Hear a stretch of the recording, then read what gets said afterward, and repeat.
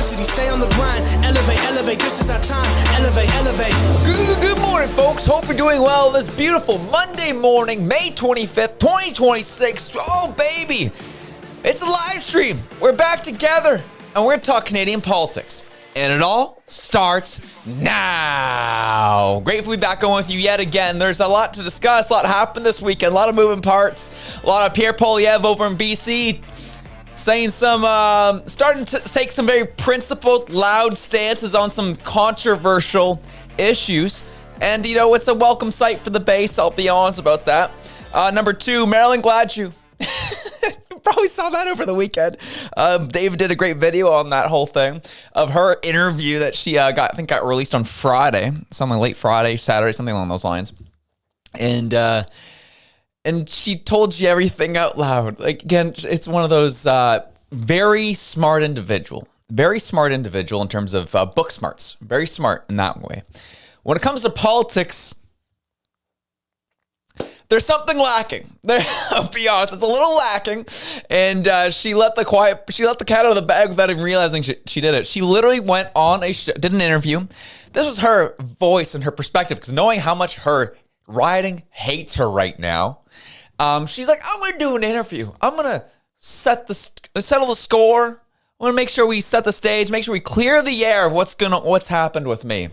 And she went and said all the things that I'm sure Mark Carney is like, oh, heck no. Did you just do that? And so we're going to go break into that a little bit today, as well as murmurings happening on Parliament Hill, which goes back into stuff we've been talking about where things are starting to fall into place. And really, it's time for the Conservatives to start making some moves to show that they are a legitimate option, because I think the expiry date of Mark Carney is coming sooner rather than later. So more of that issue stuff will be talked about as well. And last but not least, Google coming out against Bill C-22. And let's just say all the big tech firms that we all hate, and rightfully so, are now becoming champions of free speech in Canada. That's weird. That's weird. So we'll be discussing this and so much more. Welcome to the Elevate Report. I'm your host, Josh. Please like the stream. It helps us, even in a manipulated CRTC algorithmic world.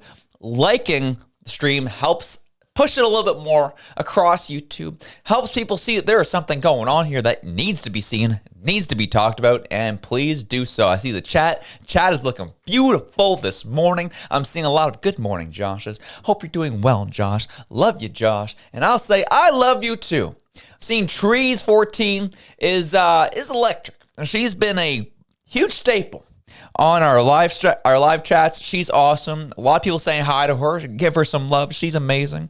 And we have got some stuff to talk about today, folks. And this is the thing. So I'm actually really happy. It's not really coming in. I took a shot across the nose this weekend, man. Got into a fight in the street. No, just kidding. Didn't actually happen. No. For me, what happens is I coach a lacrosse team on top of playing lacrosse. So my summers are a little psychotic, okay? And so coaching yesterday, I'm a psycho. I'm crazy. When I'm trying to prove a point with my team and trying to show them what we need to be doing, moves that things I'm trying to show them, sometimes talking doesn't get the point across. You really just need to do it for them. And so there's times where I'll get into a live drill with full contact, no equipment. And that's what I did yesterday. So we're going full 5-on-5 indoor box lacrosse, clanging and banging, and stick came up, whack, hit me right across the bridge of the nose yesterday. I was like, oh, and of course the player who did it is like, oh, I'm so sorry. And I was like, what are you freaking apologizing for? We're still in the middle of a game here. We keep going. Who cares? I know the risks. I went into the arena with no equipment. I knew a flailing stick could hit me in the face. Who gives a crap? We keep moving forward. In a real game, you spit on your opponent and you keep moving forward. Don't worry about what you did to them. You keep moving forward. And that's kind of what's going to be happening today. It's the theme, trend, is it's time for the Conservatives to realize that they have the opponent on the floor and it's time to not release them off the mat. That's what I'm seeing and what I'm learning, and I'm hoping the party starts realizing. And based on Poilievre's statements this weekend, I'm starting to get the vibe that he has gotten the message and starting to see it as well. So let's start off with this, though, okay? Let's start off with this. Last week, right? Friday, big story breaks. 14 MPs demand Mark Carney switch up the messaging on the whole pipeline issue. Switch up the messaging with what he's doing with Alberta. And, you know, we talked about Carney's in a tough spot right now. Not only is these 14 MPs not happy, he's got a province that's on the way out, potentially. You want to sell off your airports, you want to sell off your ports. You want to push Bill C-22. Your private tech companies are losing their minds, including the likes of Shopify. And so everything you've been doing has been L after L after L after L, L, L, L, L, L all day. That's what's been happening. So on top of that, you throw the 14 MPs saying, oh, do we really want to do this? I believe in environment, even though I don't have any scientific backing for my stance. It's a stance I feel in my heart. So please, let's not build pipelines with carbon capture. Let's continue losing. Let's keep doing that. Let's keep taking L's. They're demanding that. So when that's happening, well, that's again, and then also the Gregor Robertson story as well, where he told pretty much Mark Carney's office to not call me after the whole pipeline thing happened too. We talked about it last week. Things were just fraying at the seams in a variety of ways. Then, if that isn't worse, we have the likes of Mickey Jurich, who is a writer for Politico, who, I'm not gonna lie, she is starting to become one of my favorite writers in the mainstream media. Like anybody, she's a journalist and I think she does some pretty good work. I've liked some of the pieces she's put out. We've covered some of her pieces here on this show. But she started recently getting into the, I don't know the best way, the phone-to-face videos that many people are getting into, like the likes of like Mario does, Jasmine does them from time to time, I do them from time to time. She started doing them, and she started talking about what's been happening on the Hill, and I thought this was a very fascinating video. It's a little, she's got a personality. That's the thing I like about her. She's got a personality here, and I think just keep that in mind as you're watching this.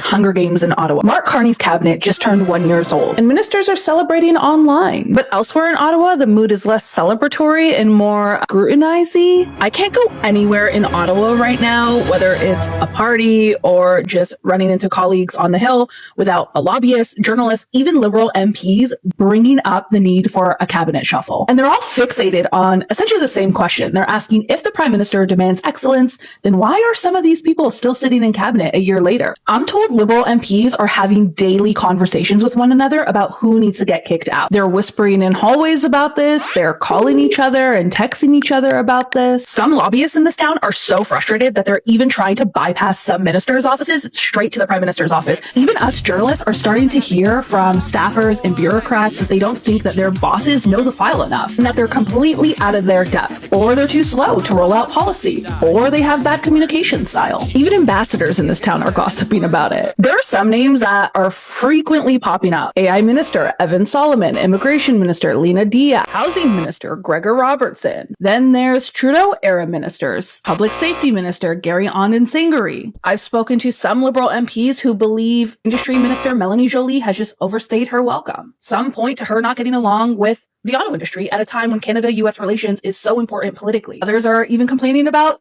the Defense Minister, David McGuinty. Even Justice Minister Sean Fraser, who has taken heat over the rocky rollout of Bill C-9. This controversial Liberal bill is meant to combat hate crime, but has only raised concerns about religious freedom. And then there's concerns that Carney's cabinet lacks a strong voice from British Columbia that will advocate for a West Coast pipeline. What do you think? Who needs to go? Who's doing a great job? Who should stay? Let me know in the comments. After all, we are all gossiping about it.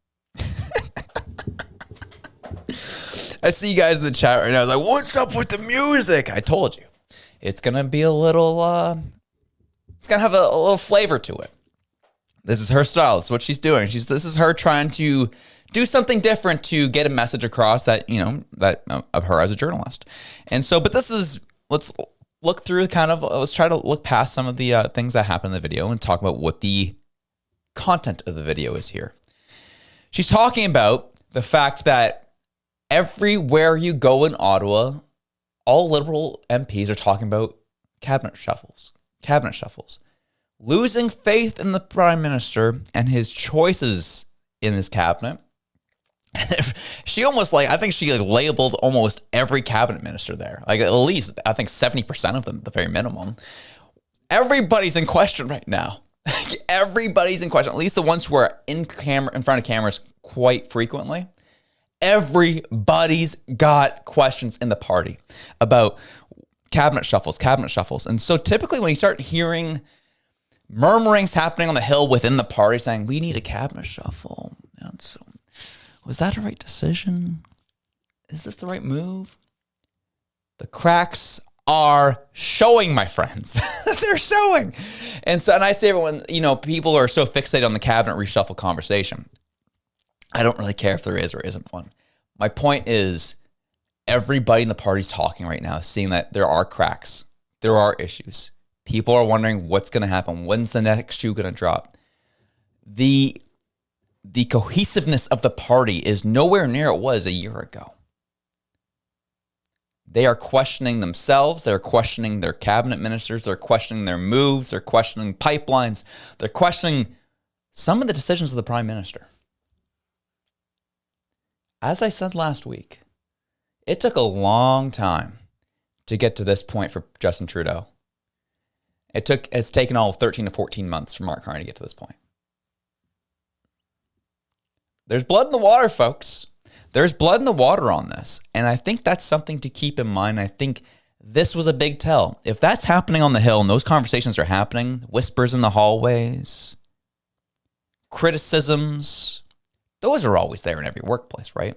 I wish my project manager did this better, or I wish the developer did this, or I wish, the person receiving did this better. That always happens in every workplace. But when everybody's criticizing the same group of people and the decisions of a specific individual who empowers those people, that's another question. And that's another issue. And with all the pressure that's coming in on Mark Carney, well, he's having World Cup celebrations, baby. He's out here holding up the World Cup and, having a good time. That's what Mark Carney's doing. But everything you're seeing right now, in terms of actions of this specific party, actions of this specific government, it's been negative. It's not been the most positive. So Mark Carney's going to get out there and do things to distract from it. Makes sense? That's what the reality is. Especially, they don't want us to highlight this next story, okay? I love that Moose on Loose, David did it over the weekend, got over 140,000 plays. I think that's super important. I think we also need to take it to another level. Is we need to clip parts of this interview and start posting it all over social media to really, really hit home what exactly is going on with these floor crossers.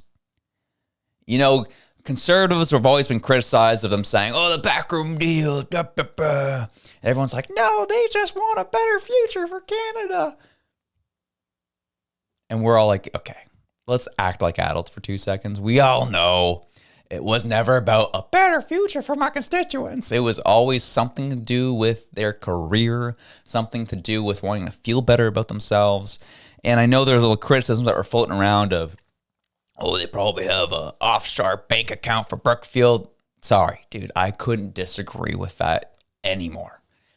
Because you're giving these politicians more credit than they deserve. You think they're that smart, is when you say that. You think they're that smart. They're not. Their egos are so fragile.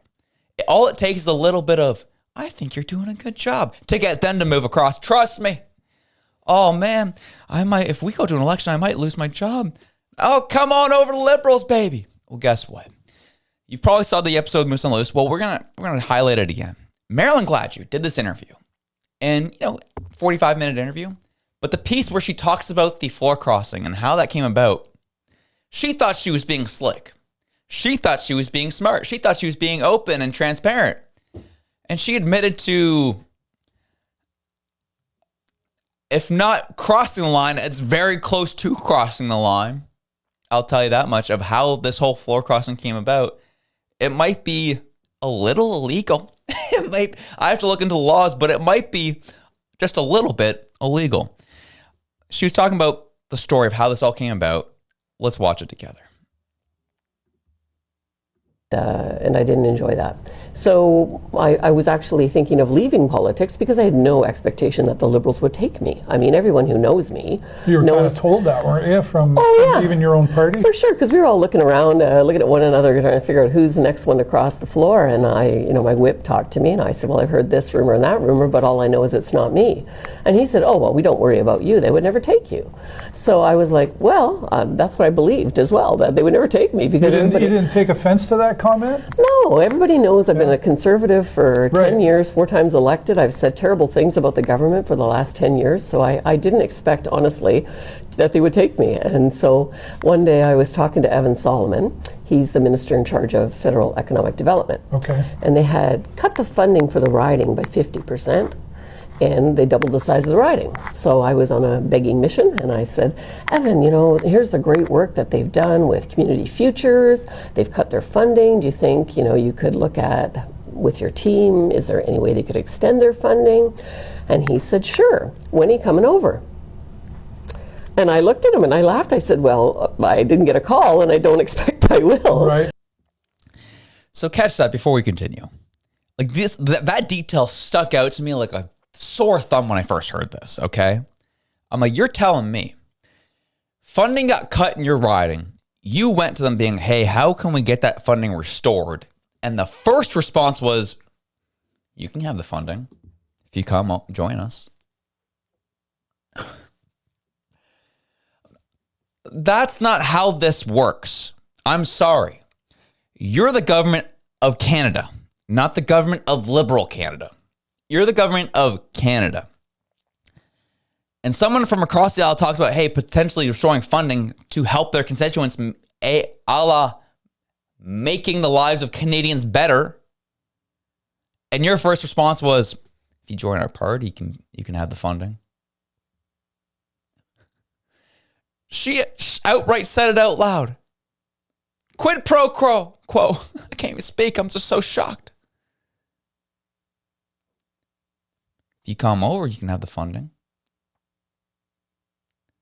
Pretty sure that's illegal. You can't do that. You're tying funding for your riding to you making a political decision to join their party. That you can't do that. And this is the thing. Because if you could do it, this would have all been in an email. But it's not. And this is what I've been telling people.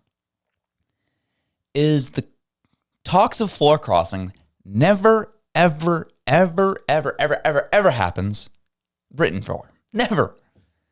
It would all happen through conversations in the hallways, phone calls. At worst, it's going to happen over Signal. But people will never put it into writing until it becomes official. It'll all be conversations like this. It'll all be over phone call. There will never be a paper trail for it.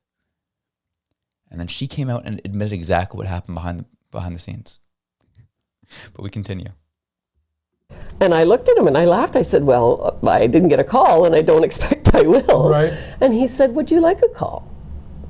And I said, well, I think that would be a discussion worth having. So at that point in time, like I said, You catch that? You catch that? Said, okay, you guys would never take me. I would never get that call. And Evan Solomon says, would you like the call? Would you like the call? We can make a call for you happen. Talk about bringing you over. What? Are we nuts? is there any way they could extend their funding? And he said, sure. When are you coming over? And I looked at him and I laughed. I said, well, I didn't get a call, and I don't expect I will. Right. And he said, would you like a call? And I said, well, I think that would be a discussion worth having. So at that point in time, like I said, I didn't have an expectation that they were going to be receptive to me coming over, and I didn't know what that would look like. It was the first time I had actually thought of it.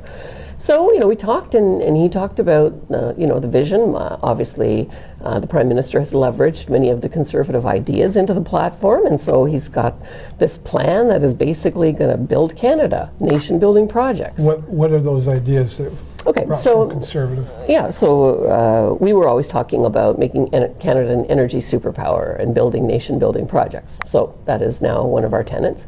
Diversifying our trade away from the U.S. I think that's an important one. Combating affordability, combating crime, and bolstering our defense, which has been very depleted over the years. So all of these things, I think, are things that Canadians in general would like, people in Sarnia, Lambton, Bikeshwan would like, and I personally support. So. Seems like you got duped. Sounds like that. I love it. You're still spreading the liberal propaganda. That's amazing. Good job, Marilyn. So this was, obviously there's a fair amount of different points from this interview, but that was the one I wanted to really call out. That there are backroom deals happening. This should be I'm seeing the chat right now. This should be investigated. I agree. It should be investigated. This is highly, the very minimum, the very, very, very minimum, unethical. At the worst, illegal. This is crazy. And it wasn't like, and this wasn't an interrogation. It wasn't someone like cornered Marilyn saying, you better say this, admit it now. She volunteered this information. Like, she volunteered the information this happened. So likely that's exactly how it went down. This is typically how these things do go down. Hey, we'd like to have more funding from our riding. Sure. Want to come over? Well, you guys would never take me. I'd never get that call. Do you want the phone call? Huh? I hate to play the whataboutism on this because it is so played out and stupid, but just for the sake of having some fun. Because we had fun this weekend, remember? For the sake of having fun, what if Poilievre did this and the shoe was on the other foot? Yeah, I'll give you funding for your riding if you come join the Conservatives. It would be wall-to-wall coverage right now. This was crazy breaking news. Crickets. This brother's only got 168 likes on this on Facebook. This is the only place he posted it. Only 93 shares, 149 comments. No one's talking about this except for David over the weekend. And I had to wait because I had to wait for my show today. But some people got to talk about this. This is insane.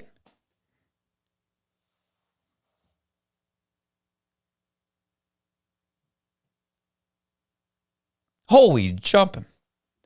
It's nuts. So we're going to be getting very loud about this today. I've already talked to my team behind the scenes, and we're going to be pushing this clip everywhere today.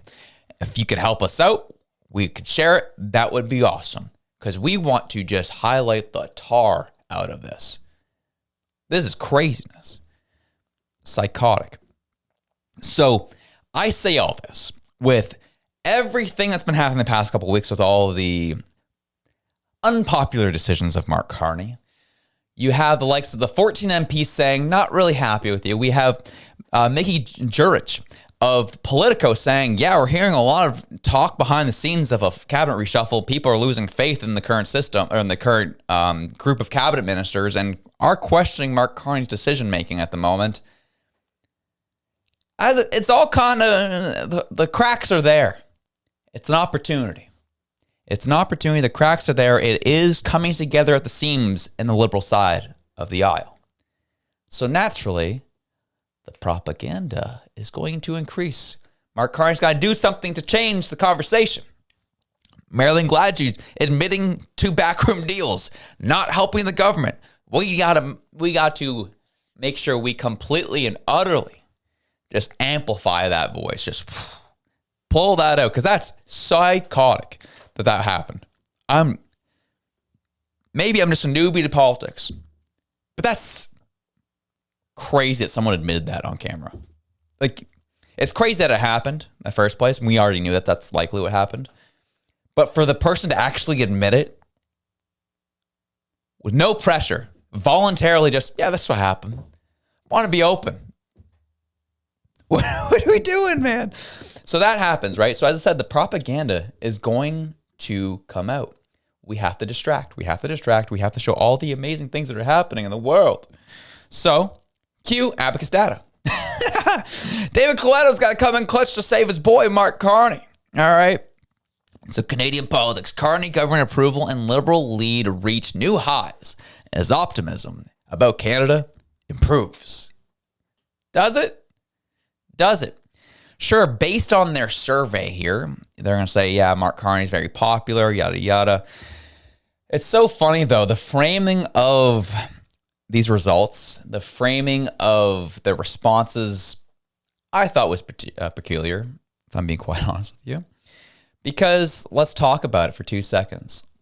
Let's look at it. Because they're talking about that, the whole goal of this survey, the whole goal of these results and them sharing this, is to show how people are hopeful, approve of the work that's being done, happy with where things are going, happy the direction we're going in as a country. So that's how they framed it. Right here, the first one. Who is optimistic about the direction of Canada? Canada as a whole, the country, top line there. Country as a whole. 47% are very optimistic.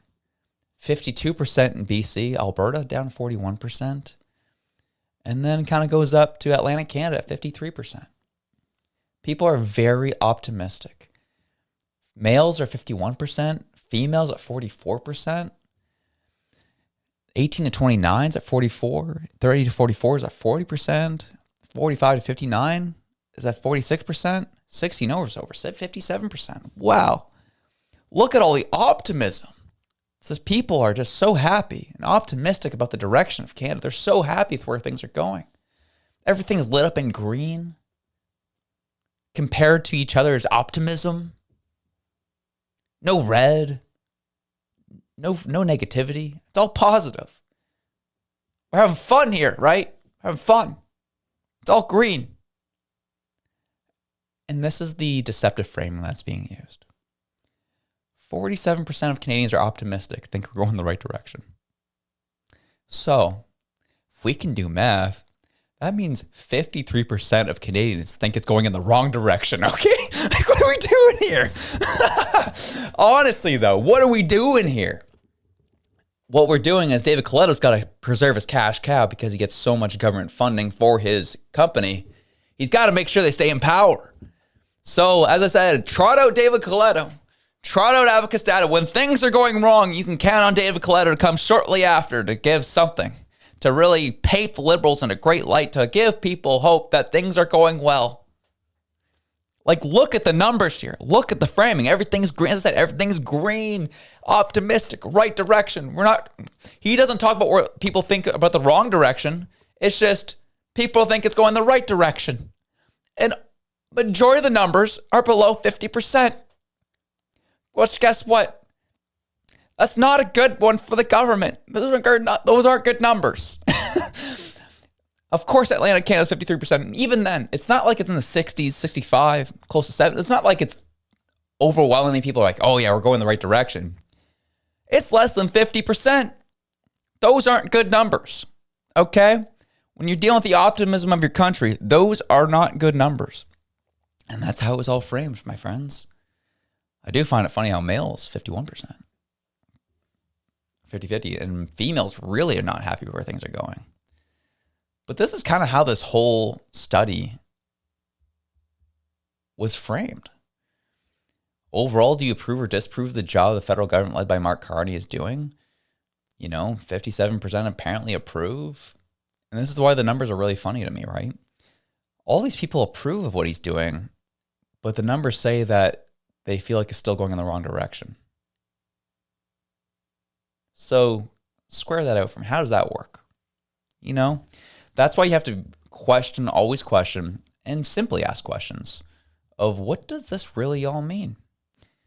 And also ask the question, are the Conservatives putting themselves in a spot where they are viewed as a legitimate option? Because if they can be, they can take advantage of this BS. The cracks are there. Liberals are quietly infighting. In some cases, 14 of them are loudly out fighting out in the open. Carney's approval rating is tanking. That's why I guess send out David Coletto. Because he doesn't do anything. He doesn't do anything. This pipeline ain't going to happen. Let's get real for 2 seconds. Ain't never going to happen, man. It's not going to happen. But don't worry. Mark Carney is going to pitch Canada to CEOs ahead of the CUSMA review period. He's going to New York. When things get bad, Carney leaves. When things get bad, Carney leaves. And that's where he's going. New York. Something, something where the dreams go. There's nothing you can't do. Prime Minister Mark Carney is going to New York City to hang out with it's M for Mamdani, Mamdani, on Wednesday and Thursday to meet with business leaders and try to court more investment, a running theme of his time in office. The Prime Minister's office made the announcement on Sunday, one day before Parliament reconvenes for the round of sitting days before the summer break. The PMO announcement says that Carney will meet with unspecified CEOs, entrepreneurs, business leaders, and money managers to pitch Canada as an investment destination. This comes just weeks before the Canada-US USMCA CUSMA agreement on free trade enters its mandatory review period amid U.S. tariffs triggering a trade war with Canada. He's going to go to some of his globalist buddies saying, please, please, do something to save us. Make it look like I'm doing something over here. Unspecified people. Well, then you know what's going to happen here. Based on themes and trends, I'm sure Brookfield won't be far behind him on this. And all these conversations he's having with CEOs is not going to be about Canada. It's going to be about his pre-selected businesses that he wants to see do well and seeing if they can get investment, not for Canada, but for himself. That's how these always go. Let's get real for 2 seconds. So that's likely what's going to happen. And so we'll see what ends up taking place. If there's anything that even gets just like, I'll be curious if anything comes out information-wise of these meetings. How'd the meetings go? What did you talk about? What are you addressing? Anything of substance? We'll see. I somehow doubt it. But that's likely what's going to happen here. So we'll see what ends up happening, folks. We got to hit some super chats as we were over halfway through the show. And you guys have been waiting so patiently, waiting for me to read these suckers out. 89 Major General Mao Xinju, which is also Mike Stewart's third account, saying they silenced Mao Jinping, but they cannot silence me. There you go. FYI Canada, the CCP Buddhists are holding $150 million in real estate in Ontario alone. Plus, what is going on in PEI? Good call out. Jay Hook says, Gladju's interview clearly showed how self-important she is. She wants to negotiate with Trump. She crossed for attention. Yeah, that's it. Trust me, the ask wasn't much for Marilyn. All she needed was a little bit of, hey, want some stage time at the Liberal convention? Come on over. Like, that's all it really was. It didn't take much. And for her to essentially this whole transaction to take place as well, and she openly admits it, hilarious, man. The Liberals get what they deserve, man. They get what they deserve. This one really went out there and totally sewered Carney. So they're definitely going to try and bury that interview real quick. We're not going to let them. Jay Hook says, Gladju's interview clearly showed how, we read that one. Nylock says, illegal yet will never see change. They need jail. Yep. Marcon Blanco says, happy Memorial Day to my USA participants. And Mom Donnie's NYC is proof the West is losing. I don't know about that. We'll see what happens in LA, baby. We'll see what happens to Spencer Pratt. Let's think about who was Mom Donnie running against? Right? Like, really, was there a true populist conservative running against Mom Donnie? No. It was friggin' what's his face? I'm forgetting his name. Former mayor of New York City. I know his name, Italian name too. Sure the chat can remind me. Ran against that brother. He sucked. He was terrible. He was horrible in COVID. Had a terrible record. And that's who they put up against. Like, there was no real real pushback against Mamdani. It was establishment candidates against him. I don't know about that, man. I think he struck the iron was hot. Bandit 249 Saw. There it is. Cuomo. That's who it was. Cuomo. Frig. Bandit 249 Saw says, I'll work on getting Carney deported. Okay. Sounds good, man. Oh, he's jumping. Y'all crack me up. But we keep moving forward. We keep moving forward because Poilievre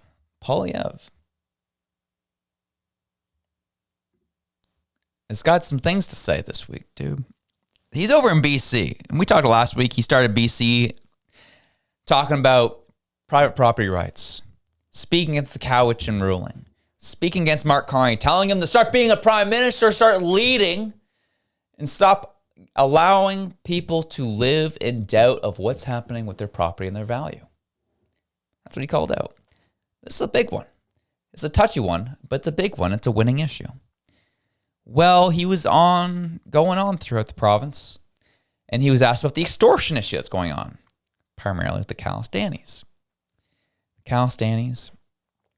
And these other individuals who are all fighting it out, the Bishnoi gang and the Calistanis fighting it out in the streets of BC, framed as extortion, but it's just turf wars that have been imported from India over to our shores here in BC. And that was asked. He was asked about it. And the question was a very long-winded question. It took forever to get to the point. However, the question was, like how do we crack down more on the extortion issue? That was number one. Then number two, what about the guys who, they're just being used as front guys for the guys who are serious offenders? It's just their first-time offense. What are you going to do about it? That's what Poilievre's response was. Extortions. Basically, they are arresting people, deporting them back. But this extortion threat is not stopping. Well, you said that a lot of the offenders are first-time offenders. I don't care. They should get mandatory prison sentences of 10 years. Put them in jail for 10 years, and I bet a lot of them will be too frightened to actually commit the extortion in the first place. So, a very resolute response. And I'm pretty sure I understood what the question was getting at is, when it comes to really any type of drug running or organized crime, it's like the front guys are the ones who get arrested, and the ones behind the scenes who are orchestrating it all get off scot-free because they're not the ones who are seen doing it. And so it comes back down to the fact that we don't have RICO laws in this country, and we can't arrest full networks of people. I think that's mainly what the journalist was getting at, because it was so poorly asked. I don't even think Poilievre knew what he was asking. And so Poilievre just kind of pulled one thing he heard. He's like, wait, you're crying to me about guys' first-time offenses and that they should be it should be more lenient on them. That's kind of what I think Poilievre heard. And he's like, nah, what are we doing here? No, you're going to jail, dude. We're not playing these games. Deport them, get them out, or arrest them. I don't really care. But they got to go, one way or the other. So that was Poilievre being very resolute on that issue. Then you have this, where, as I said, getting very loud about private property rights in BC, and as well, because if you don't nip it in the bud in BC, you're going to have an issue across the whole country. And he knows that. This is 100% square one, is BC. So he's getting very loud about this. These are, again, controversial, right now, touchy subjects politically, but he's going deep dives into them now, which is good to see. And this was the next one. Billboard Chris, who's had some very pointed criticisms towards Pierre Poilievre over the few years about the issue of the idea of trans ideology being put onto kids, and in kids being encouraged to transition their sex at a young age, which is framed, and I believe, to be child abuse because they are not of the age of consent to do such things. And the fact it keeps being pushed in schools, being pushed on the youth, is a concern.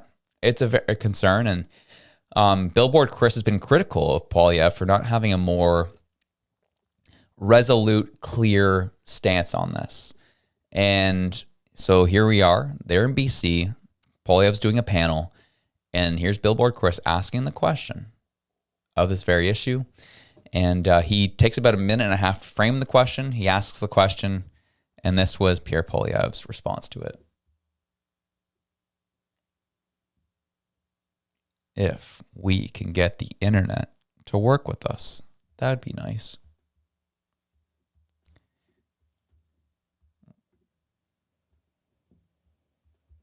There we go. This is important. This is the biggest child abuse scandal in the country. So my question is, what does the federal government plan to do about this? Because it's not just a provincial issue. The Conservative Party should be leading on this. It's a winning issue. And I would like to know, as leader of Canada, what you plan to do to stop this child abuse.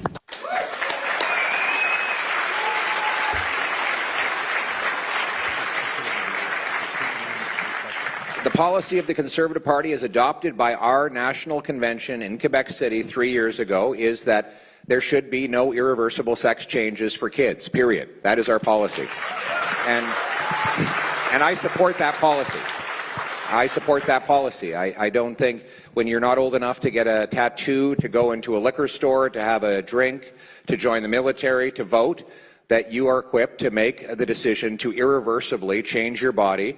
And I think it's wrong, it shouldn't be happening, and it shouldn't be allowed, period. We also think that biological men have no place in female bathrooms, change rooms, sport, period.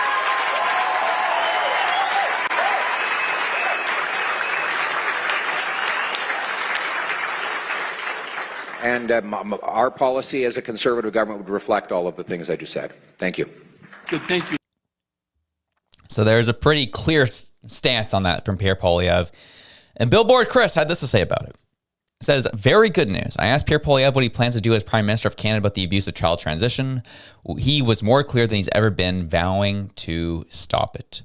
This is a big step. And this is a big step in a lot of ways, where we're seeing Poilievre coming out on really two controversial issues while in BC and being very loud about it, being very clear about it. And I think this is a turn in the messaging of this party, that they are not going to be afraid, prayerfully, prayers going up, they're not going to be afraid to talk on controversial issues, because they are, the thing is, don't get it twisted. Just because it's controversial doesn't mean it's not popular. And I think that's the one thing that I think Conservatives need to start realizing is, yes, you might get called a bunch of icky names from the left wing. Who cares? It's time to realize what's happening behind the scenes, what's being used as a front to completely undercut and undermine our sovereignty in this country. And it's okay to start calling it out. It's okay to say no. It's okay to protect families. It's okay to protect the nuclear family. It's okay to speak on and protect Canadian sovereignty, Canadian identity. It's okay to protect property rights. It's okay to protect the things that our country's been built on. It's okay.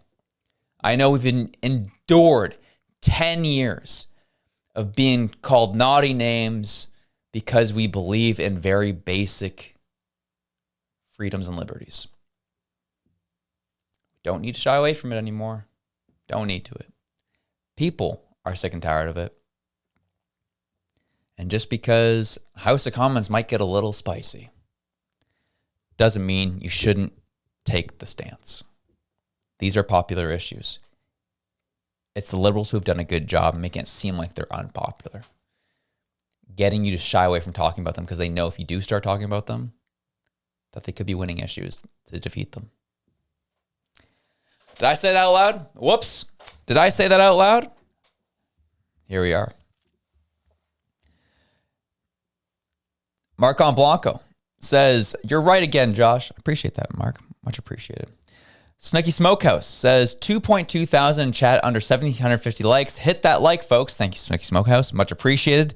Hit the like button. Much helps out the homies. Diane Martin says, talking about Gladue saying the quiet part out loud, but remember the MP from out east that said people should have voted Liberal to be exempt for oil? Yeah. I'm pretty sure that was Melanie Jolie who said that. It was, they've been doing this they've been doing this a long time. Except for this one was just the most overt, I find, where she literally said, yeah, you can come to our party if you want funding. Like, that was clear. And we know that this has been their stance for a long time. And I agree. Like, you kind of call it the Melanie Jolie situation that happened with the exemption of taxes on heating oil, or the carbon tax on heating oil. You should have voted Liberal. You should have voted red, and maybe we take your riding more seriously. They've said that before. It's not the first time. Good call out from Diane Martin on this. That's how this goes. But speaking of the issues that are not going well for the Liberals, the big behemoth, the big boy, has now joined the chat on Bill C-22.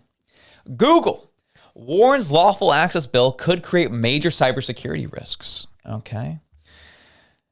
Google is warning the government's lawful access bill would establish a surveillance structure that risks compromising cybersecurity in ways that could facilitate foreign interference while weakening its users' privacy.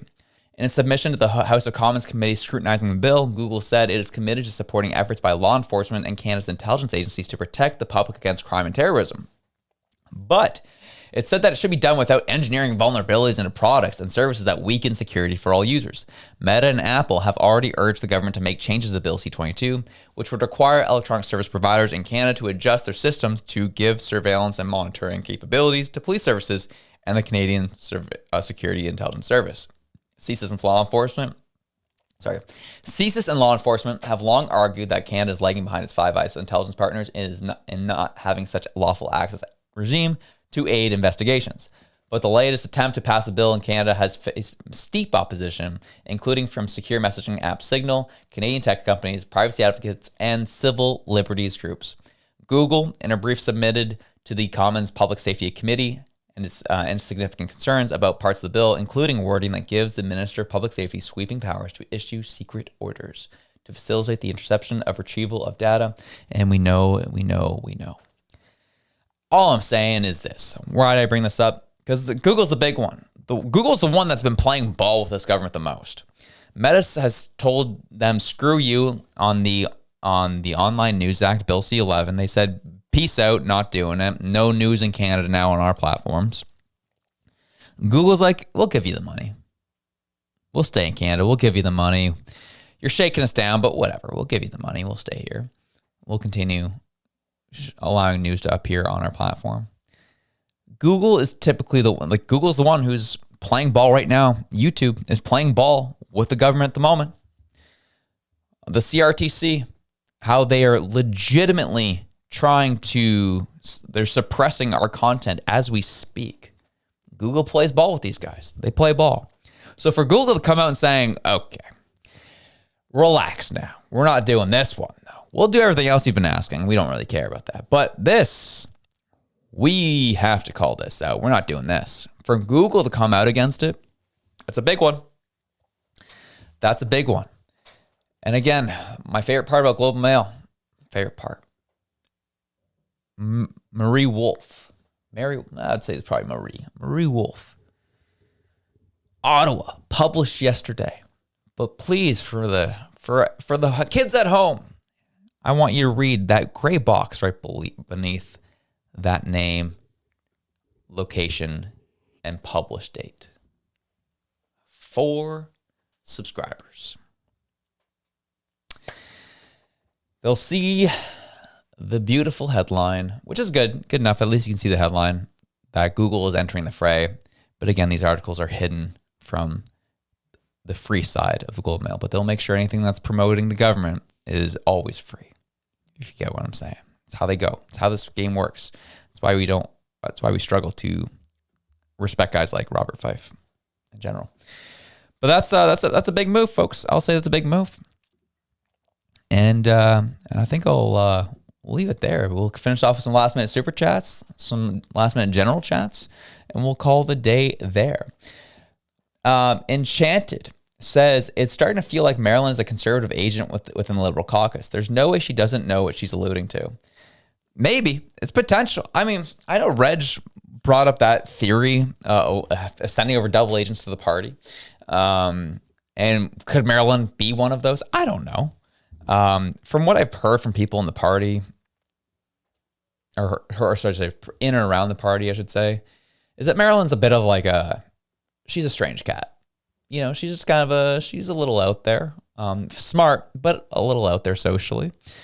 And this is kind of on brand for her. Like this is totally something she would do, is she would slip up on something like this because she has such a yearning. She's deep insecurity and wanting people to know her and know her work and know her worth, this, that, the other.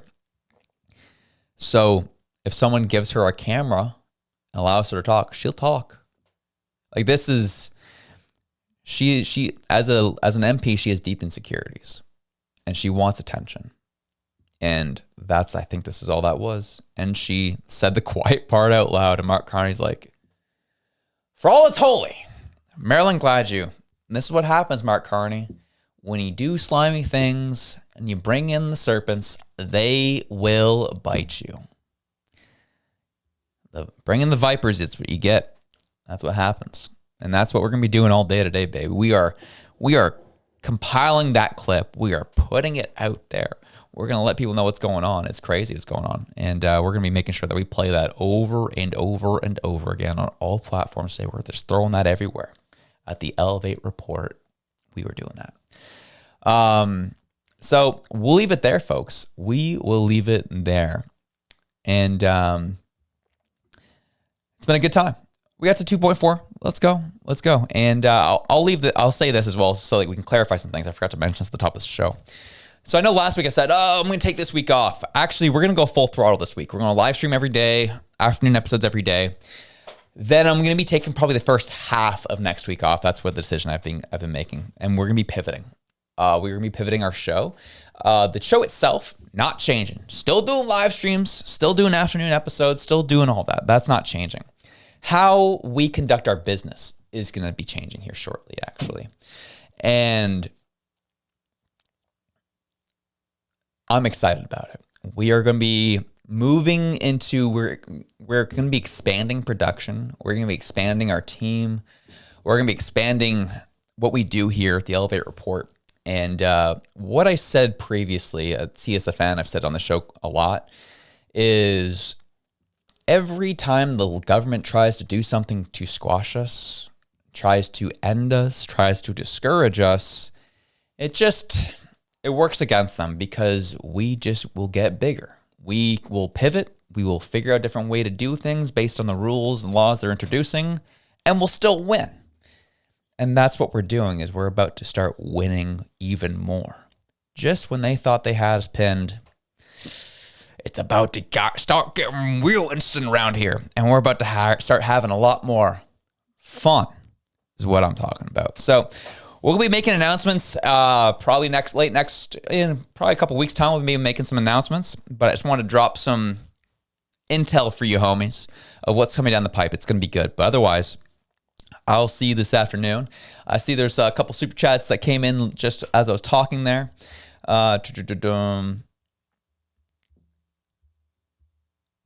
And it came from Nylock saying, hey, emailed you Friday, hoping to hear back from you soon. Yes, I'll take a look at that, and I'll give you an answer, Nylock. But whatever it is that you are doing, whether you be hanging out with the folks, or, sorry, we got one last one from Mike Stewart. They're trying to turn our children into a nouveau Red Guard. Honestly, not a terrible take. Not a terrible take at all. But anyways, thank you so much for your support in the chat. Thank you for so much that you give to the show. Thank you for supporting the show. Whatever it is you're doing, wherever you are. I love you. I'm out. Peace.